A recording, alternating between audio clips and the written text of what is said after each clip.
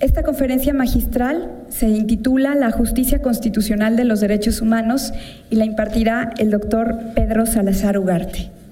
El doctor Pedro Salazar Ugarte es licenciado en Derecho por el ITAM y doctor en Filosofía Política por la Universidad de Turín, Italia. Es investigador de tiempo completo de este instituto, del cual fue secretario académico de 2008 a 2010 y secretario de su Consejo Interno durante el mismo periodo, y actualmente es nuestro director.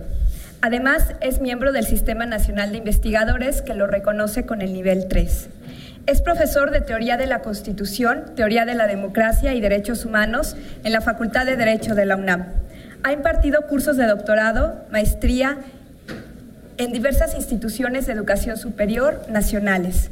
Asimismo, ha sido profesor invitado en las universidades de Turín, Aosta y Siena en Italia y en el Centro de Estudios Políticos y Constitucionales de Madrid, España. Ha desarrollado estancias de investigación en Italia y Argentina. Es miembro del Seminario de Teoría Constitucional de América Latina, auspiciado por la Universidad de Yale. También ha participado en seminarios e impartido conferencias en México, Estados Unidos, Alemania, Argentina, Uruguay, Chile, España, Italia, Venezuela y Paraguay. Fue coordinador de la Cátedra Extraordinaria Benito Juárez de esta universidad y del Instituto Iberoamericano de Derecho Constitucional en el periodo de 2012 a 2014. Asimismo, es miembro de la Comisión Especial del Consejo Académico de Ciencias Sociales de la UNAM y de la Comisión Universitaria de Vinculación, Investigación, Docencia de esta misma universidad. Es integrante del Consejo Asesor del Comité para la Conmemoración del Centenario de la Constitución Política de los Estados Unidos Mexicanos, de la Asamblea Consultiva del Consejo Nacional para Prevenir la Discriminación, de la Junta de Gobierno del Instituto de Estudios para la Transición Democrática, de la Academia Mexicana de Jurisprudencia y Legislación, del Comité Editorial de la revista Isonomía y del Comité Editorial de la revista italiana Teoría Práctica. Entre sus libros se encuentran Derecho y Poder, Derechos y Garantías, Crítica de la mano dura, Cómo enfrentar la violencia y preservar nuestras libertades, La Reforma Constitucional de Derechos Humanos, un nuevo paradigma, coordinado con Miguel Carbonell, La Democracia Constitucional, una radiografía teórica, El Derecho a la Libertad de Expresión frente al Derecho a la No Discriminación, en coautoría con Rodrigo Gutiérrez, y La Mecánica del Cambio Político, en coautoría con Ricardo Becerra y José Waldenberg. También ha escrito y coordinado distintas obras con Miguel Carbonell, Lorenzo Córdoba, Ciro Murayama y Pauline Capdeville. Es colaborador permanente del periódico El Universal y la revista Nexos y ha conducido programas de televisión en TV UNAM, Canal 11, Canal Judicial, Canal del Congreso y Canal 40. Los dejo con el doctor Salazar.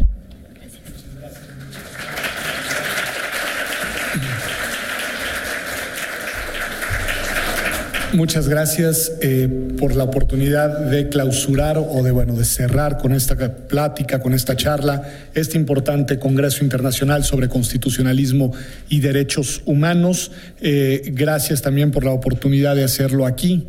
Para mí es siempre más fácil dar la plática en el auditorio del instituto que dirijo y no tenerme que mover hasta la Secretaría de Gobernación, pero lo primero que quiero subrayar es eso, la venturosa coincidencia de que este evento sea un evento coorganizado por la Universidad Nacional Autónoma de México, por el Instituto de Investigaciones Jurídicas y el Programa Universitario de Derechos Humanos con la Secretaría de Gobernación, a propósito y en atención a un aniversario más hace algunos meses de la reforma constitucional en materia de derechos humanos de 2011.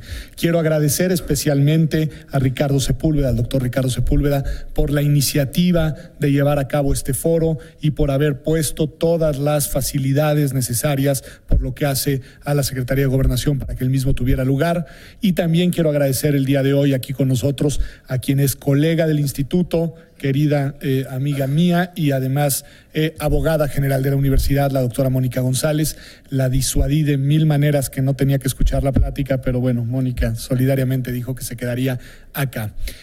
Lo que voy a hacer es hacer una breve reflexión sobre el contexto e intentar sostener una tesis demostrándola en dos casos. El contexto, supongo que de eso habrán versado muchas de las pláticas del día de hoy, y además asumo y presumo que muchos de ustedes están, digamos, directamente relacionados, me imagino que por su actividad profesional, a cuestiones relacionadas con los derechos humanos, o cuando menos están interesados e informados en los temas relacionados con esto. Bueno, pues entonces coincidiremos en que el contexto no es halagüeño en el país. Es decir, se ha dicho y parece un lugar común, pero no lo es una descripción de un estado de cosas que el país desde hace algunos años vive una profunda e importante crisis en materia de derechos humanos. Lamentablemente esto es real y lo es en distintos ámbitos y en los distintos grupos de derechos. Tenemos problemas muy serios en lo que hace a la garantía efectiva de los derechos económicos y sociales, y esos déficits se traducen en la composición y estructura muy desigual, muy polarizada y muy excluyente de nuestra sociedad. Tenemos problemas serios en los derechos, digamos, clásicos, como son los que tienen que ver con la integridad física, con la libertad personal y, digamos, con la vida incluso, y tenemos también problemas relevantes fomentados y provocados por distintos actores. Ese no es mi punto de discusión hoy, pero que tienen que ver con el ejercicio de libertades fundamentales, como son la libertad de expresión, la libertad periodística, la libertad de opinión. Entonces, en realidad, en esos frentes, y podría seguir enumerando la lista, nuestro país vive un momento particularmente difícil en materia de derechos humanos. Adicionalmente, en nuestro país, porque son personas que están en nuestro país, ocurren y concurren graves violaciones a derechos que son padecidas por personas que transitan por nuestro territorio, por niñas, niños y adolescentes que son migrantes, que a veces hacen incluso el tránsito solo, y por adultas y adultos que también intentan, digamos, a través de México llegar a la frontera norte, y sabemos todos, tenemos muchos ejemplos y muchas historias de las múltiples vejaciones de las que son víctimas, cometidas de nuevo por una multiplicidad de actores distintos, pero en los cuales el Estado es inevitablemente interpelado, ya sea por acción o por omisión. Entonces, bueno, sí es un problema serio, es un problema que se agrava además con la muy fuerte crisis de seguridad que ha vivido el país en la última ya década. Es decir, este ya es un tema que ha trascendido, digamos, a un periodo de 2 lustros, y que se traduce también en muchas y muy diversas maneras de violencias múltiples hacia las personas. Pues esta es la situación del país, es una situación paradójica. La crisis de violencia en México no se anticipó a la transición. Si nosotros vemos el caso de otros países, encontramos que los momentos de violencia más sorda fueron previos a las transiciones democráticas, y que las transiciones democráticas, junto con los procesos de justicia transicional, lograron encauzar por la vía institucional y pacificar, digamos, los momentos de crisis de violencia. En México no ha sido así. En México transitamos a la democracia, una institucionalidad de una frágil, pero al fin y al cabo, institucionalidad democrática, y lo que nos estuvo esperando después de la democracia, lamentablemente, ha sido un cuadro de múltiples violencias y de múltiples vulneraciones y vulnerabilidades a los derechos humanos. Bueno, mi tesis es que, a pesar de esto que acabo de escribir y que todos sabemos, las instituciones, algunas instituciones de garantía, han logrado tomar una postura favorable hacia los derechos que permite mantener la agenda de los derechos vigente no solo en el debate público, sino también en el circuito de funcionamiento institucional. Voy a tomar 2 ejemplos de los últimos días, uno recientísimo, y haré una reflexión a propósito de esta intervención de las instituciones de garantía, y obviamente en el trasfondo, y lo quiero decir con toda claridad, haré implícitamente una fuerte crítica a la manera en la que el gobierno, particularmente en los ejemplos que voy a dar, el gobierno federal ha encauzado y ha encarado estos casos, estos ejemplos que voy a poner. En el primer caso, el gobierno federal, por omisión frente a un conjunto de actores, en el sociales, ahorita diré. En el segundo caso, lamentablemente, pues todo indica que por un caso de exceso de comisión por parte del gobierno. El primero tiene que ver con la siguiente tesis, que permítanme la leo, es media cuartilla, pero extensa, relativamente extensa, pero vale la pena escucharla, porque quiero transmitir no con mis palabras, sino con las palabras de la Corte, qué fue lo que decidió la Suprema Corte de Justicia el 19 de junio de 2015. Y en este caso voy a sostener que el órgano jurisdiccional de garantía de los derechos humanos en México por excelencia, que es la Suprema Corte de Justicia, en estos temas y en este tema en particular, se ha colocado en la posición correcta y no correcta políticamente correcta, sino correcta desde el punto de vista de la agenda internacional de los derechos humanos y de la tendencia de ampliación de los derechos humanos bajo el principio de igualdad y no discriminación. Dice la Suprema Corte: las relaciones que entablan las parejas del mismo sexo pueden adecuarse perfectamente a los fundamentos actuales de la institución matrimonial y más ampliamente a los de la familia. Para todos los efectos relevantes, las parejas homosexuales se encuentran en una situación equivalente a las parejas heterosexuales, de tal manera que es totalmente injustificada su exclusión del matrimonio. La razón por la cual las parejas del mismo sexo no han gozado de la misma protección que las parejas heterosexuales no es por descuido del órgano legislativo, sino por el legado de severos prejuicios que han existido tradicionalmente en su contra y por la discriminación histórica. El derecho a casarse no solo comporta el derecho a tener acceso a los beneficios expresivos asociados al matrimonio, sino también el derecho a los beneficios materiales que las leyes adscriben a la institución. En el orden jurídico mexicano existen una gran cantidad de beneficios económicos y no económicos asociados al matrimonio. Entre estos destacan los siguientes: beneficios fiscales, beneficios de solidaridad, beneficios por causa de muerte de uno de los cónyuges, beneficios de propiedad, beneficios en toma subrogada de decisiones médicas y beneficios migratorios para los cónyuges extranjeros. En este sentido, continúa la Corte, negar a las parejas homosexuales los beneficios tangibles e intangibles que son accesibles a las personas heterosexuales a través del matrimonio implica tratar a los homosexuales como si fueran ciudadanos de segunda clase, lo cual esta primera sala, esta es una tesis de la sala que después fue avalada en 10 votos por el Pleno, ahora diré cómo, no comparte.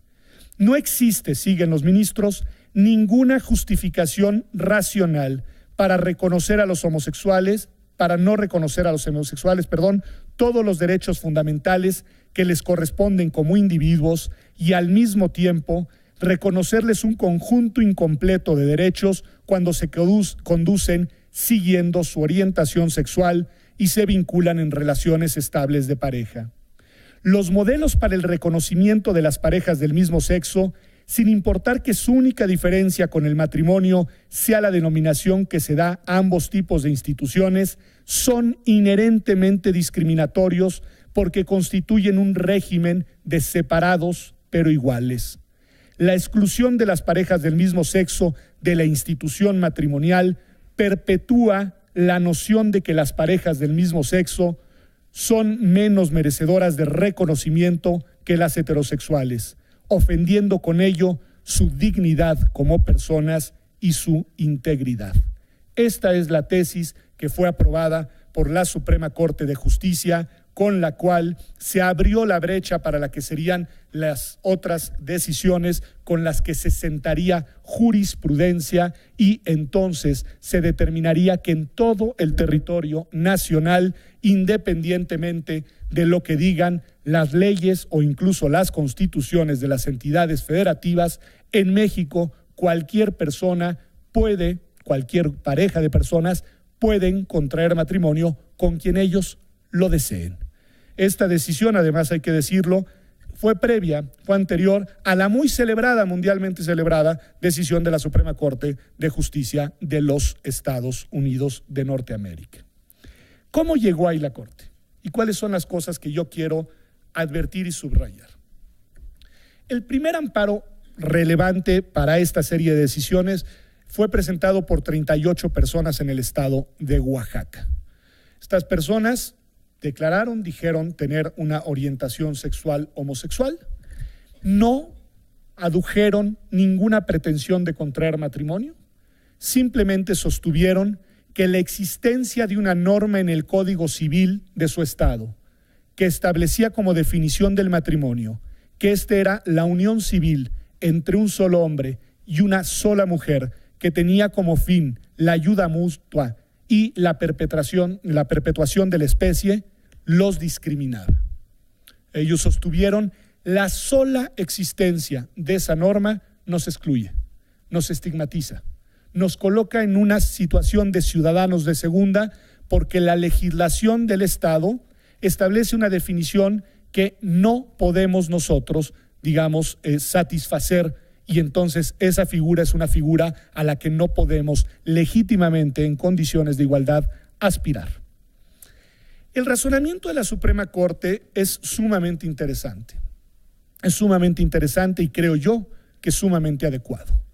Lo primero que hizo la Suprema Corte de Justicia fue determinar, me disculpo con quien no sean abogados, no me voy a detener mucho en el punto, la procedencia o no del amparo, porque el primer juez que había conocido el caso lo había desechado diciendo no acreditan ninguna afectación jurídica, porque como no se quieren casar, no se ven afectados por la aplicación de la norma que les impide casarse, y entonces no tienen de qué dolerse, de qué quejarse. La Suprema Corte de Justicia dijo eso es equivocado. Eso es equivocado porque tiene un interés legítimo, porque esa norma, aunque no pretendan que les sea aplicada en este momento, es una norma que los estigmatiza. Y esa estigmatización sí les causa una afectación a su esfera jurídica. Entonces, lo primero que determinó la Corte, en la primera sala de la Corte, fue la procedencia del amparo. La segunda cuestión es que la Corte fue y verificó que dice nuestra Constitución.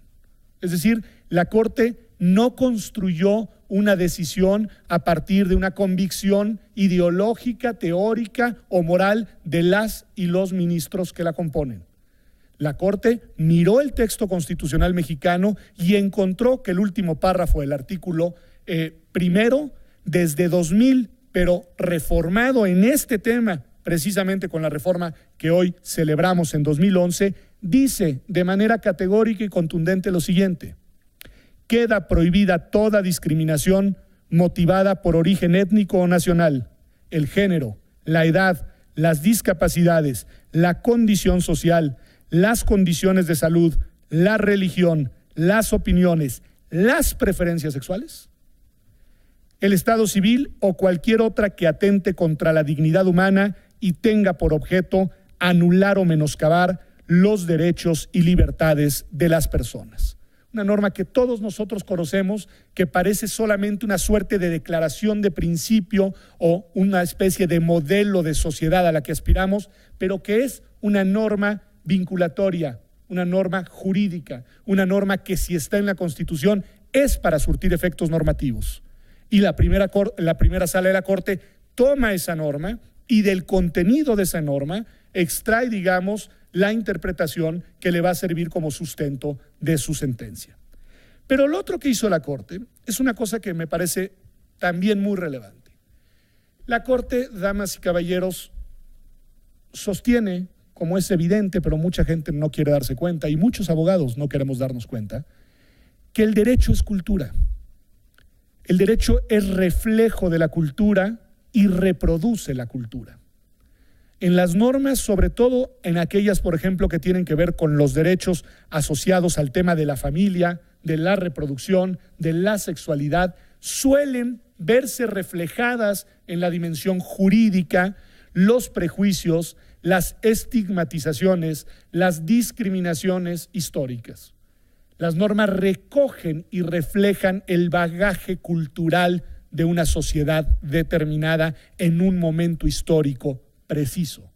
Y al recoger en normas la cultura, reproducen y perpetúan la cultura. El tema no es menor, porque si ustedes sostienen o sostuvieran, y ahora voy a ir directo a una crítica frontal a la Iglesia Católica y a las iglesias, digamos, cercanas a la Iglesia que han, confrontado esta decisión.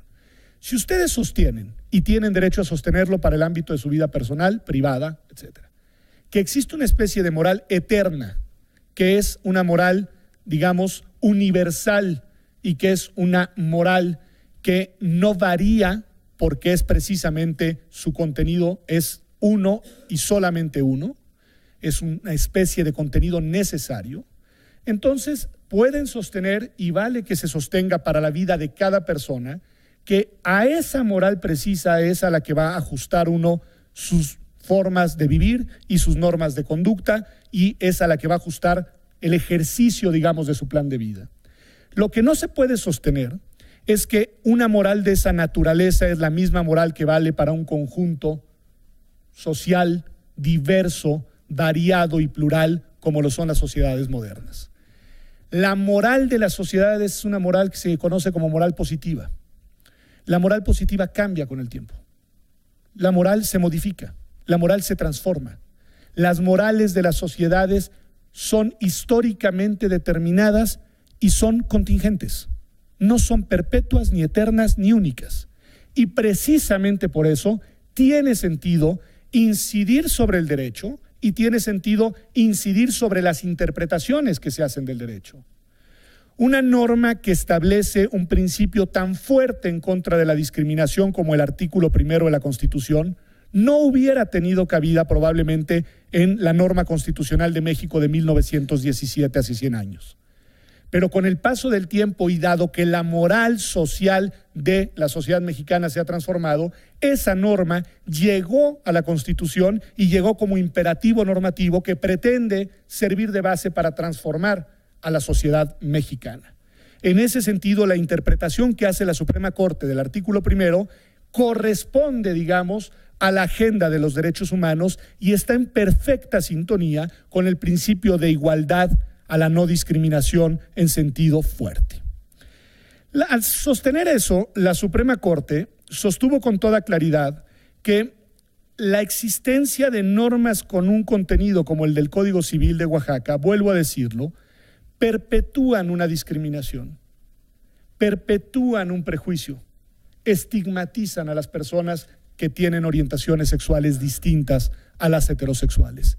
Y eso causa una afectación directa a estas personas y eso causa una merma a la construcción de una sociedad democrática. No me voy a detener mucho más en el punto porque creo que lo que he leído de la Corte es suficientemente claro, pero tengo aquí todo el razonamiento por si quisieran en algún momento hacer alguna pregunta al respecto, el razonamiento directo con las citas textuales de los ministros. Al final, la conclusión de los ministros fue en lo fundamental la siguiente, dicen: la razón por la cual las parejas del mismo sexo no han gozado de la misma protección que las parejas heterosexuales, ya lo dije, no es por descuido de los legisladores, sino por el legado de prejuicios que han existido tradicionalmente en su contra. Y por lo mismo, declararon inconstitucional la norma del Código Civil de Oaxaca. ¿Qué ha sucedido después? El presidente Peña Nieto, y en esto no lo critico, el presidente Peña Nieto, lo que hizo, no, pues sería inconsistente de mi parte, digamos, aunque las consecuencias de la decisión del presidente han sido, supongo, no deseadas sino calculadas por el gobierno, el 17 de mayo de 2016, en el Día Nacional de la Lucha contra la Homofobia, digamos, hizo suyo el sentido de la decisión de la Corte y aunque jurídicamente era irrelevante, no era necesario, no hacía falta, propuso una reforma constitucional para, digamos, recoger, como se ha dicho, el matrimonio igualitario, la figura del matrimonio igualitario en la Constitución Nacional del país. ¿Qué cambia si esta reforma fuera aprobada? Lo que cambiaría simplemente es que supongamos el estado de las cosas de hoy. Voy a poner el ejemplo del estado de Baja California, cuyo artículo, si no recuerdo, 2º o 4º de la Constitución contiene una definición de matrimonio muy parecida a la que he descrito en el caso de Oaxaca.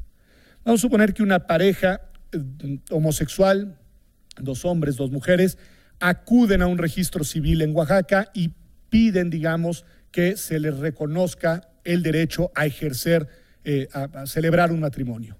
Es posible, no estoy diciendo que sea necesario, pero es posible que las autoridades del registro civil les nieguen en una primera instancia la posibilidad de ejercer ese derecho, alegando que la definición de la Constitución del Estado es una definición que contempla que el matrimonio solo puede ser celebrado por un solo hombre y una sola mujer.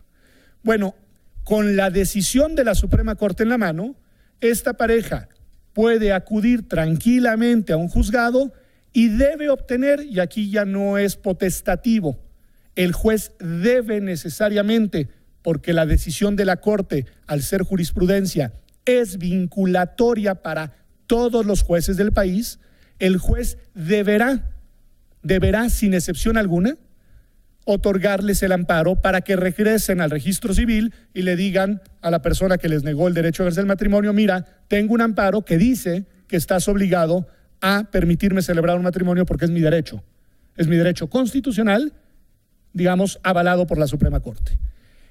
Con la reforma que el presidente Peña Nieto propuso, este periplo del juzgado al registro civil se hubiera acabado, o se acabaría, porque el derecho sería constitucionalmente expreso, preciso y claro, y entonces irían con la Constitución en la mano y dirían: usted me tiene que casar sí o sí, porque claramente, ya no porque solo lo diga la Corte, sino porque lo dice la Constitución, la norma que usted me quiere aplicar es inconstitucional. Sí, o sea, ese es lo que cambiaría. Yo no sé las razones, lo digo con sinceridad, por las cuales el gobierno de la República tomó esta decisión, que vuelvo a decirlo, reconozco y celebro. Lo que sí sé, y lo saben también todos ustedes, y lo digo con el respeto a las convicciones religiosas de todo el auditorio, pero con la convicción cívica de que esto no es aceptable. Lo que sí sabemos es que a partir de esa decisión se ha desencadenado una campaña perfectamente bien orquestada y organizada desde no solamente la Iglesia Católica, sino desde una coalición de iglesias varias en contra de la iniciativa del presidente, en contra del partido del presidente en plena campaña electoral del 2016 y en contra de los ministros de la Suprema Corte de Justicia de la Nación.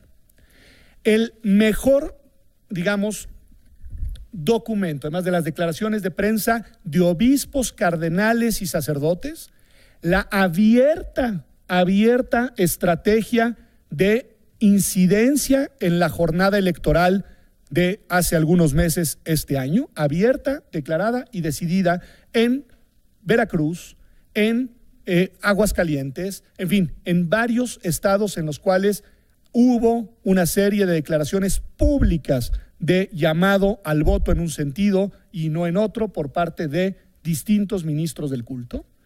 Y además la prueba documental más fehaciente y para mí incluso más molesta. Yo no, lo leo porque tengo que leerlo por efectos constitucionales y legales, pero es el semanario Desde la Fe de la Arquidiócesis de la Ciudad de México, en el cual uno encuentra en verdad una serie de contenidos que son estigmatizantes, que son discriminatorios, que generan una cultura de odio y que, desde mi punto de vista, incluso generan contextos de potencial violencia. Leo con cierta incomodidad real, porque no es el tipo de lector, pero leo uno de los párrafos que extraje del semanario Desde la Fe, en un artículo en el que dice, el semanario Desde la Fe dice: el matrimonio igualitario, dice, crea fuertes daños a la moral, dice, a la familia, y dice, y a la salud. Y dice en ese artículo, y voy a leer el de la salud por la falacia que contiene. Y además, en fin, a mí lo voy a leer textual, es el semanario Desde la Fe, comillas. El cuerpo humano no está diseñado para la relación homosexual. La mujer tiene una cavidad especialmente preparada para la relación sexual que se lubrica para facilitar la penetración, resiste la fricción, segrega sustancias que protegen al cuerpo femenino de posibles infecciones presentes en el semen. En cambio, el ano del hombre no está diseñado para recibir, solo para expeler. Su membrana es delicada, se desgarra con facilidad y carece de protección contra agentes externos que pudieran infectarlo. El miembro que penetra el ano lo lastima severamente, pudiendo causar sangrados e infecciones.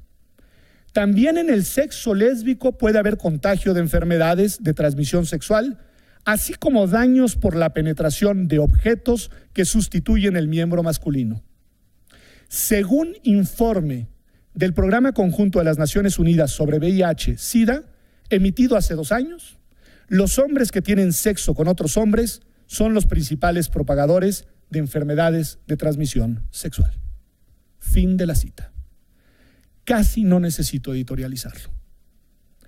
Y lo único que quiero subrayar es la profunda falacia y mentira de fondo, porque el riesgo de transmisión de enfermedades sexuales de la más diversa naturaleza está presente en cualquier intercambio sexual entre personas del mismo sexo o o parejas heterosexuales, ¿sí? Es decir, solamente subrayo el dato y sí advierto la estigmatización que supone. Porque si uno lo lee de otra manera, lo que ahí se dice es que las personas homosexuales son de alguna manera medios a través de los cuales se difunden y contagian las enfermedades sexuales que, como sabemos, tienen además una altísima tasa de morbilidad. ¿Sí? Es decir, hay ahí un estigma, hay ahí un prejuicio, hay ahí una exclusión. ¿Sí? Después cito al cardenal Sandoval Íñiguez, escogí una de muchas, tengo una colección. Dice, porque a los ministros de la Corte les han dicho de todo, hay unas de Valdomar que dice unas cosas que dice, ministros de la Corte, esos señores que usan togas que cuestan 500,000 pesos, lo cual no es cierto, es absurdo, en fin, pero es, una manera de crear un clima, de crear un ambiente, de generar un contexto de rechazo. Voy a leer al cardenal Sandoval Íñiguez. Es textual, acerca de la Suprema Corte de Justicia de la Nación, me llama la atención que de un tiempo para acá, este órgano no solo juzgue, sino que también legisle. Hace mociones y propuestas, además de que sofoca la democracia, pidiendo a la Iglesia que se calle. La Iglesia es una abstracción, pero lo concreto somos los católicos que representamos una mayoría. Este discurso de la mayoría y la minoría lo usan todo el tiempo, como si los derechos fueran cuestiones de mayorías y no fueran precisamente los derechos una cuestión contramayoritaria, precisamente de garantía y de protección de las minorías frente a los humores mayoritarios. Pero dice, somos una mayoría y tenemos derecho de hablar, lo cual es cierto, derecho de hablar lo tienen. Pues vivimos en un régimen democrático, aunque nuestra democracia solo sea de fachada. Cuando se llega a un estado totalitario hacia el cual camina México a pasos agigantados, a lo mejor veremos si nos callamos.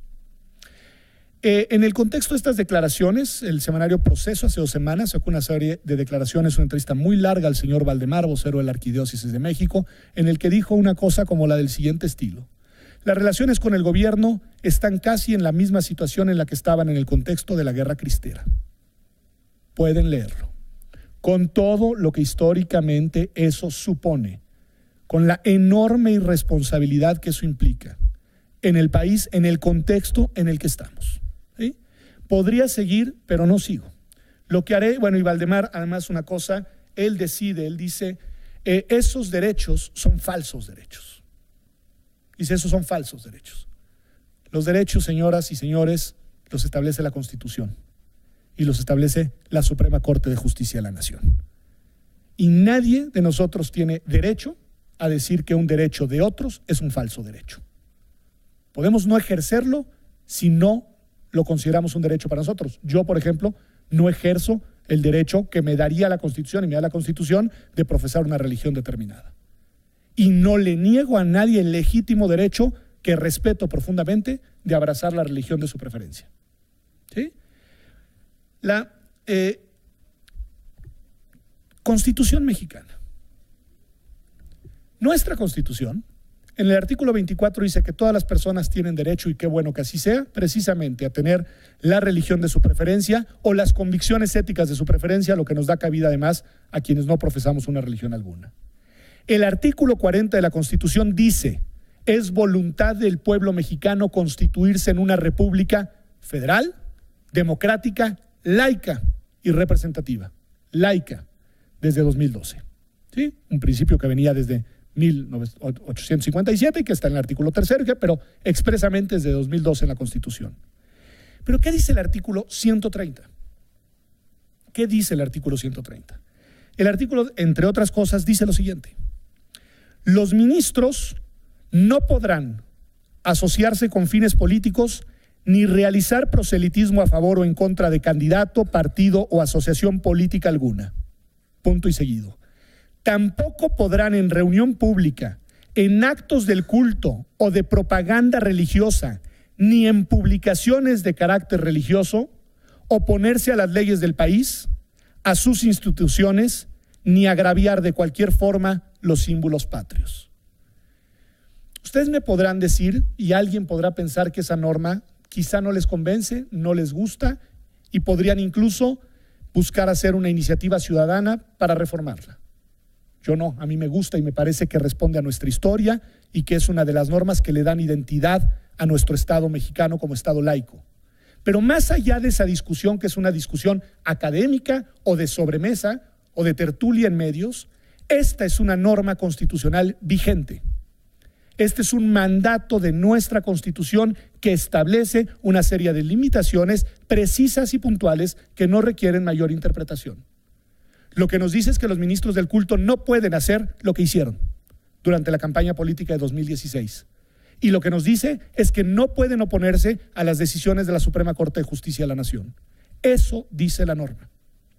El problema, y acaba mi crítica frontal al gobierno federal, es que el gobierno federal, y en concreto la coorganizadora de este evento, la Secretaría de Gobernación, mira para otro lado y no está dispuesta a hacer efectiva la norma constitucional vigente.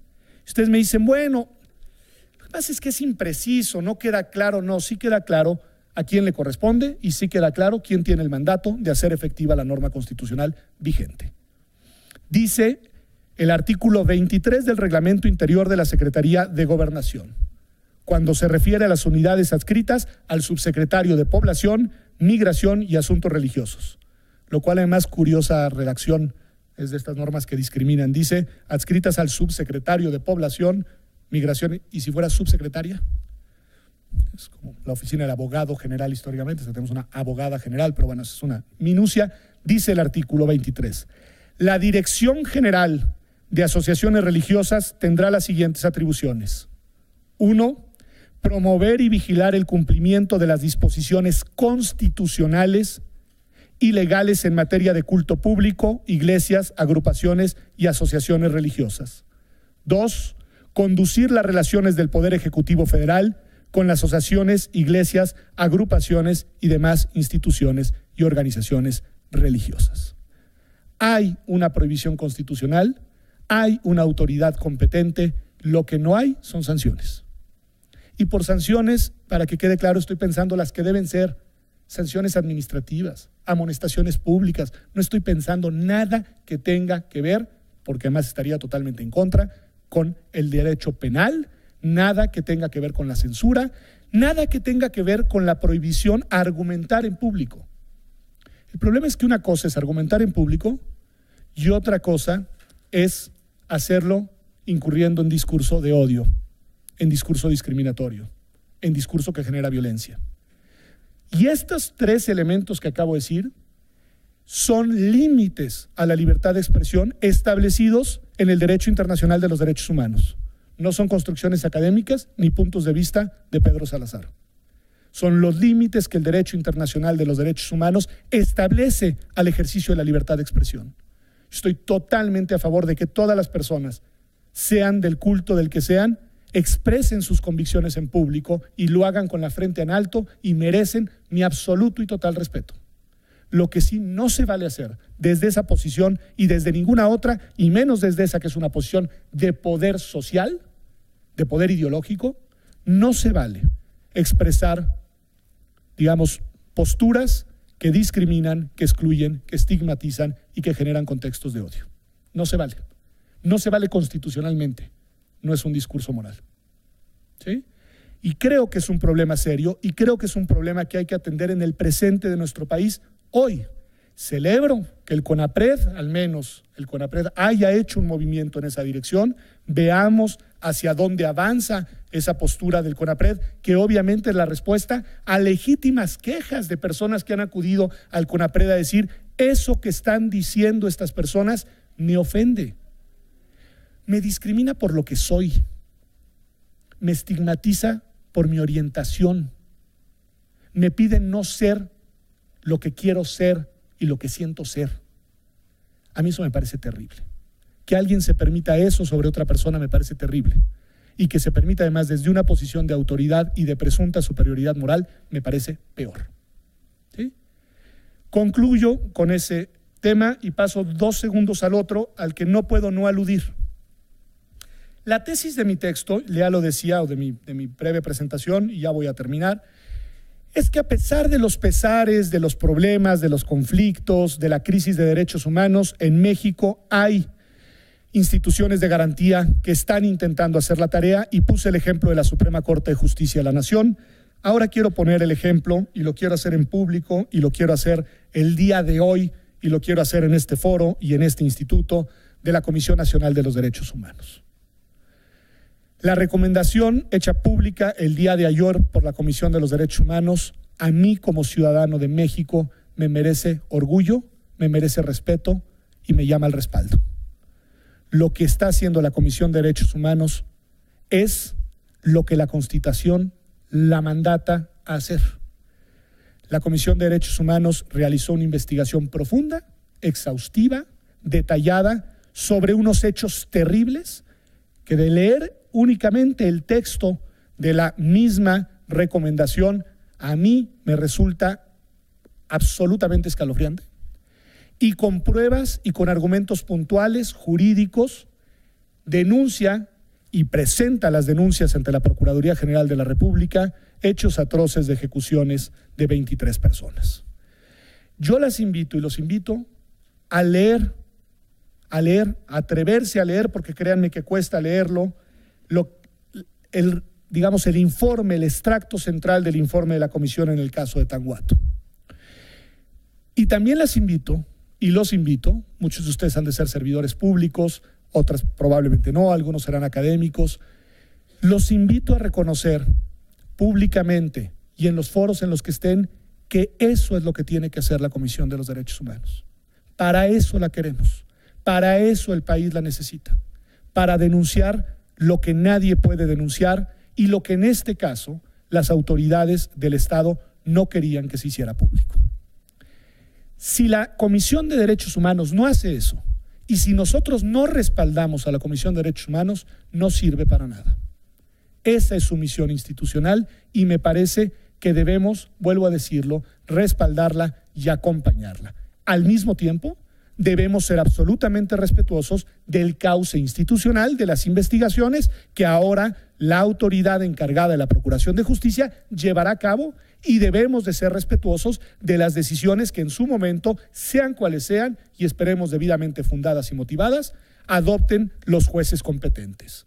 Es decir, debemos esperar que las instituciones hagan su tarea, pero hoy debemos reconocer que la Comisión Nacional de Derechos Humanos la está haciendo.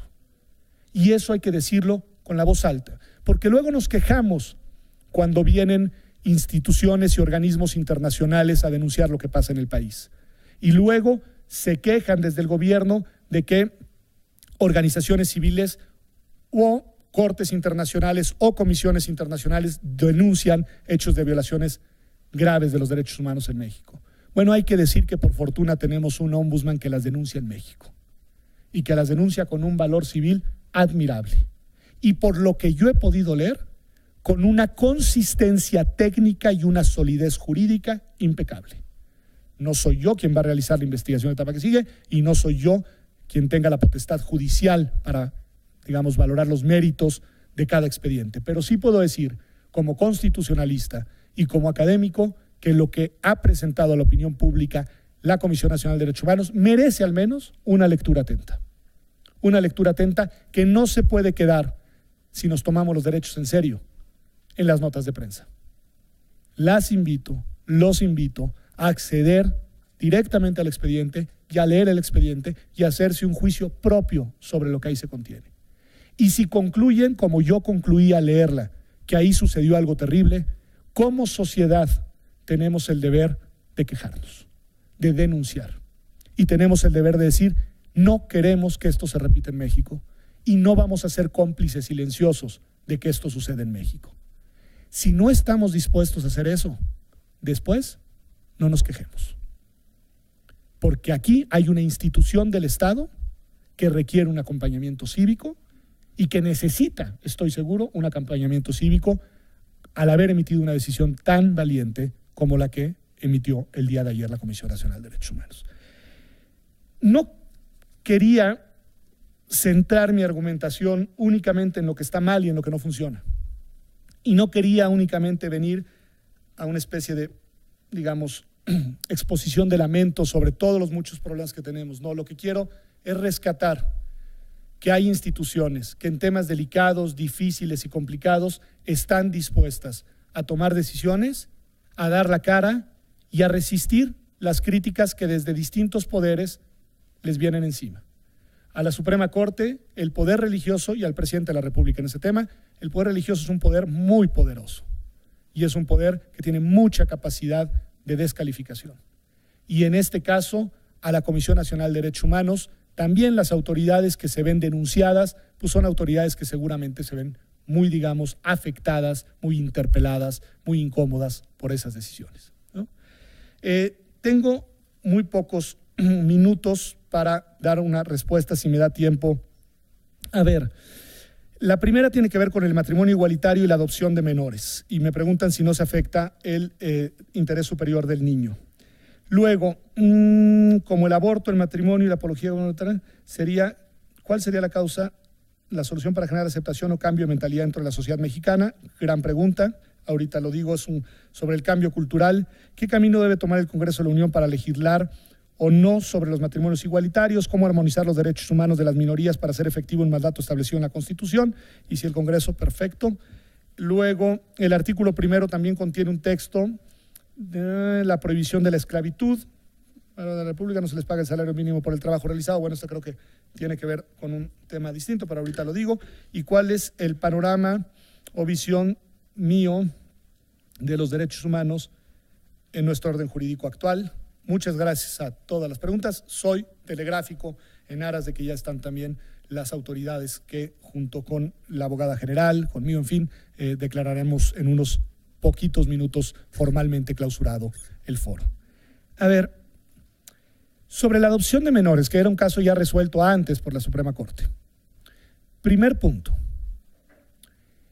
Nunca el Código Civil, nunca ha establecido que para adoptar a un menor en este país uno tenga que demostrar que está casado.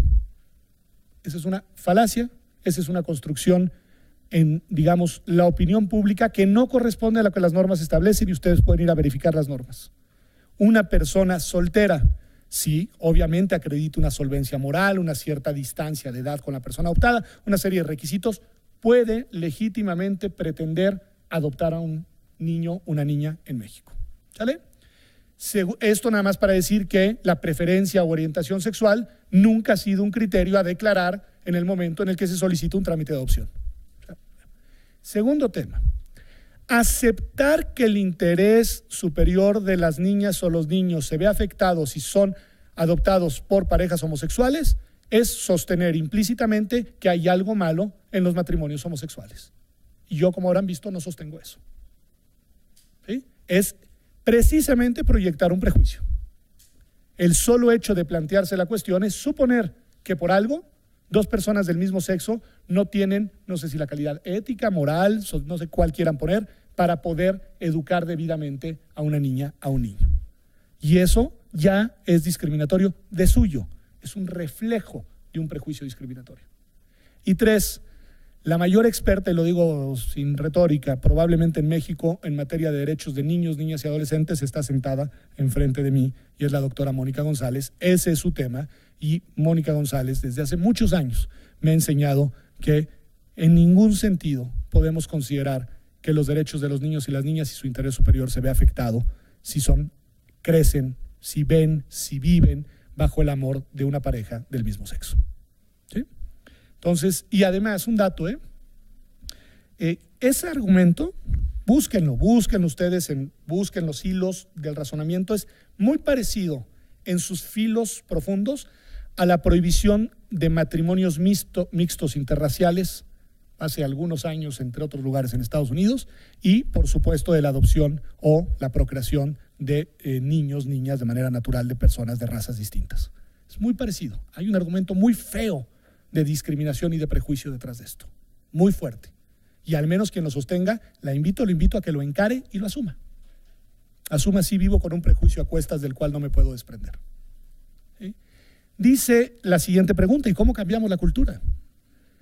La cultura la cambiamos, entre otras cosas, aceptando la diversidad, viviéndola, recreándola, conviviéndola. Hay, por ejemplo, en tema religioso, un argumento poderosísimo, no desde el punto de vista de los contenidos educativos, que lo hay, del tema de la laicidad, sino desde el punto de vista de la construcción social que queremos para México, un argumento muy poderoso a favor de la escuela laica. Y de la escuela laica, pública y yo diría y también privada.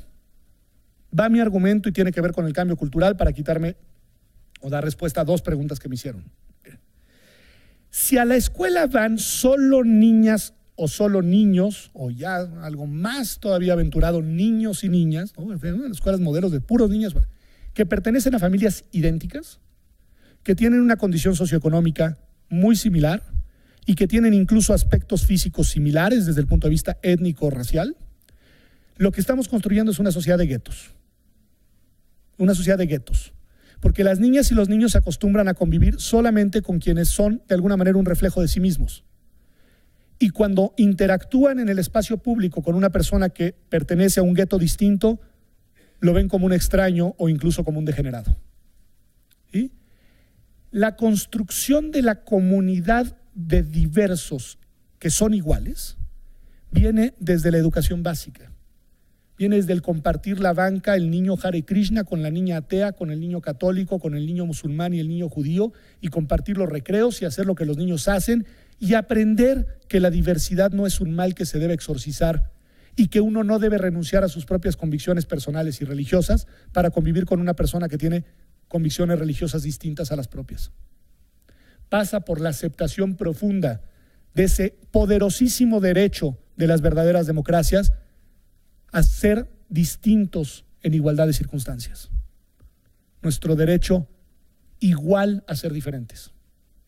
Pasa por aceptar eso y por aceptarlo reconociendo en eso un potencial que a una sociedad además mestiza, diversa, mixta, variada como la nuestra, nos hace una sociedad muy poderosa, socialmente muy poderosa. Todo lo demás se llama Donald Trump. Sí. Estigmatización, exclusión, discriminación, apelar únicamente a un grupo social frente a los demás, en fin, eso no es lo que queremos, o al menos no es lo que yo quiero, y no es lo que es compatible con una agenda de los derechos humanos que se tome en serio, ¿sí? Entonces, la cultura se construye en la convivencia cotidiana, y hay partes que sí tienen que ver con reflexiones profundas como sociedad. Yo sí creo, ustedes, me imagino que yo tengo aquí, las encuestas dicen que aquí tengo un porcentaje muy alto de católicos, eso dicen las encuestas. Yo creo que los católicos tienen derecho y del deber de decirle a su iglesia, esto que estás haciendo no me gusta. Y no dejo de pertenecer, pero eso no me gusta. Por ahí no nos llevas hacia donde una sociedad democrática de iguales, en la que la igualdad real de lo que llaman hijos de Dios, etcétera, se recrea y se reproduce. Entonces creo que ahí hay también unas batallas culturales que hay que dar. Hay que decir que no para que la cultura cambie. ¿Sí? Y hay que saber cuándo decir que no. Se podrían decir entonces que el mayor problema que se tiene en asuntos son causados por la moral. A ver, sí, en un sentido, pero quiero ser muy claro en qué moral. La moral social, que es a la moral a la que me refiero, miren, la moral social ni siquiera es la misma en la Ciudad de México que en Guanajuato, para evidenciar que es distinta. Y por eso tiene sentido hacer estos ejercicios que hacemos, estos foros, por eso tiene sentido argumentar lo que uno piensa, por eso tiene sentido uno decirle a sus amigos, oye, ¿no te das cuenta que tu comentario ha sido profundamente misógino? O decir en una sobremesa, ¿saben qué? A mí chistes machistas no, y a mí chistes que discriminan a las personas por su religión tampoco. Y no son cosas de ser políticamente correcto, son cosas de construir un contexto cultural determinado, son cosas de reproducir ciertas cosas ante nuestros niños y nuestras niñas, y no es ni renunciar al humor, ni a la picardía, es simplemente saber que con ciertas cosas socialmente no se puede convivir si queremos ser una sociedad de iguales basada en derechos, ¿no? Entonces, ahí sí creo que hay un problema, y claro, no es como dijo el presidente Peña Nieto, el problema de la corrupción es cultural, no, a ver, vámonos con calma, porque entonces ya no hay vuelta de hoja. No, también hay una dimensión institucional, hay una dimensión política, hay una dimensión de que la existencia de direcciones generales, subsecretarías y demás que tienen, hay una Suprema Corte, hay una Comisión de Derechos Humanos, o sea, hay algo más robusto. Que además hay que decirlo, la propia Comisión Nacional de Derechos Humanos ya había enviado muchas recomendaciones a los estados diciendo modifiquen. Lo que pasa es que yo creo que si me dicen, ¿y políticamente por qué sucedió esto? Porque yo creo que si fuera yo el presidente de la República o gente muy cercana a su gabinete, estaría muy molesto, porque sentiría que nos traicionaron, que los traicionaron, porque en lo que se equivocó el gobierno, y otros gobiernos se han equivocado, fue en pretender que podían subirse a una cierta parte de la agenda de las iglesias sin pagar el precio de eso. Y no, la iglesia, todas tienen su agenda, que esa no es la agenda del gobierno. Y en el momento en el que quisieron que les organizaran la visita del señor Bergoglio, se las organizaron y ahí estuvieron. Y en el momento en el que sucedió esto otro, tomaron distancia, y hoy, que además sienten que el presidente está muy bajo en popularidad y demás, los entraron con una campaña de enfrentamiento que yo creo que el Estado mexicano debe decir alto. Alto en defensa de la Constitución, alto en defensa de las instituciones, alto en defensa de nuestra democracia constitucional mexicana. Pero eso solo lo puede decir el gobierno. Ya contesté esta. Avances. Bueno, a ver, y ahí sí, avances o retrocesos en materia de, esta es muy grande, del ordenamiento jurídico en materia de derechos humanos. Bueno, yo sí creo que estamos mejor que hace 10 años. Yo creo que la reforma de 2011 es importante, yo creo que hay que celebrarla, pero sobre todo hay que hacerla efectiva. Yo creo que podemos caer en un error de convertir la agenda constitucional de los derechos en un expediente retórico de los derechos. Hoy todo mundo habla de derechos sin hacerse cargo de las consecuencias e implicaciones prácticas, normativas, reales que tienen los derechos. Y a los derechos, ya lo decía Ronald Dworkin, hay que tomárnoslos en serio. Y tomárnoslos en serio es garantizarlos, es hacerlos efectivos. No es solamente proclamarlos y no es solamente celebrarlos.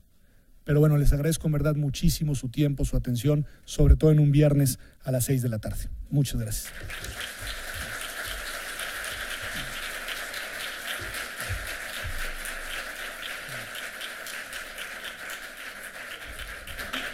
Le agradecemos al doctor Salazar su participación en este congreso y la organización le dará un pequeño reconocimiento y un obsequio. En unos minutos daremos paso a la mesa de clausura. Por favor, no dejen sus lugares.